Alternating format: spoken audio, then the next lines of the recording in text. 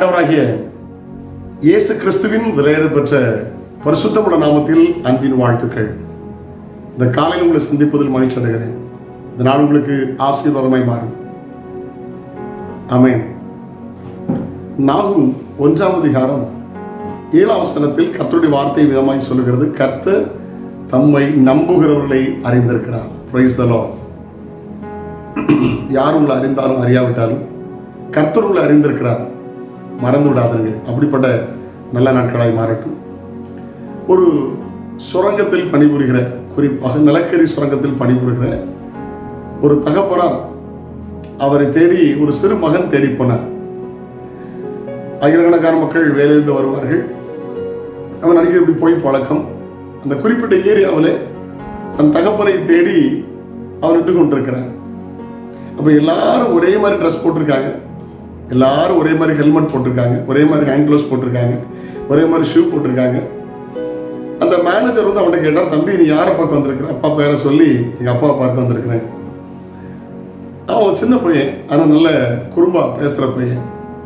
அவரை பார்த்து கேட்டார், எல்லாரும் ஒரே மாதிரி ட்ரெஸ் பண்ணியிருக்காங்க, எல்லாரும் ஒரே மாதிரி யூனிஃபார்ம் போட்டிருக்காங்க, எல்லாரும் ஒரே மாதிரி ஹெல்மெட் போட்டிருக்காங்க, மேலெல்லாம் வரும்போது கரியாக வருவாங்க, உங்கள் அப்பாவை மட்டும் உனக்கு எப்படி தெரியும்? எப்படி அடையாளம் கண்டுபிடிப்ப? அதுக்கு அவன் சிரிச்சுட்டே சொன்னான், ஒருவேளை எனக்கு எங்கள் அப்பாவை பார்க்க தெரியாமல் இருக்கலாம், ஆனால் எங்கள் அப்பாவுக்கு என்ன தெரியும்ல, என்னை கண்டவனு கிட்ட வந்துடுவாங்கல்ல. அந்த மேனேஜர் ஆச்சரியப்பட்டு போனார். உண்மை அதுதான். ஹல்லேலூயா, பிரைஸ் தி லார்ட். அவர் நம்மை அறிந்திருக்கிறார், நம்மை தேவைகளை அறிந்திருக்கிறார். ஹல்லேலூயா. நம்ம பிரச்சனைகளை அவர் அறிந்திருக்கிறார். நம்மை குறித்து அவர் நன்றாய் அவருக்கு தெரியும். ஆமென். ஆபிரகாம் வாழ்க்கையில பலி செலுத்த போகும்போது ஈசாக்கை அல்ல, ஒரு ஆட்டை பலி செலுத்த வேண்டும் என்று அவருக்கு தெரியும். முட்களுக்குள் ஆட்டை சிக்க வைத்திருந்தார். ஆமென். ஹல்லேலூயா. உங்கள் தேவைகள் எல்லாம் அவருக்கு தெரியும், உங்கள் பிரச்சனைகள் எல்லாம் அவருக்கு தெரியும். தம்மை தேடி நம்புகிறவர்களை அவர் அறிந்திருக்கிறார். ஆமென்.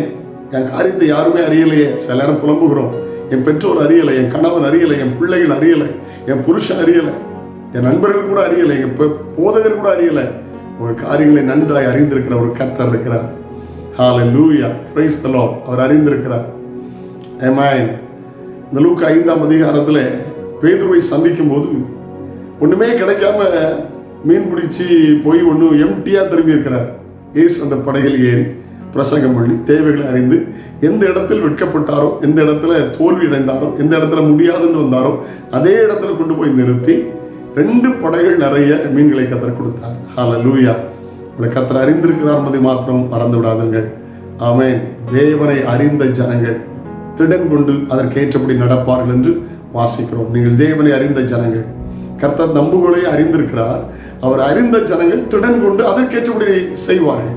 நீங்கள் எப்படி இருக்கீங்க? வாழ்க்கை எப்படி இருக்கிறது? ஹல்லேலூயா. அவர் அறிந்திருக்கிறார்.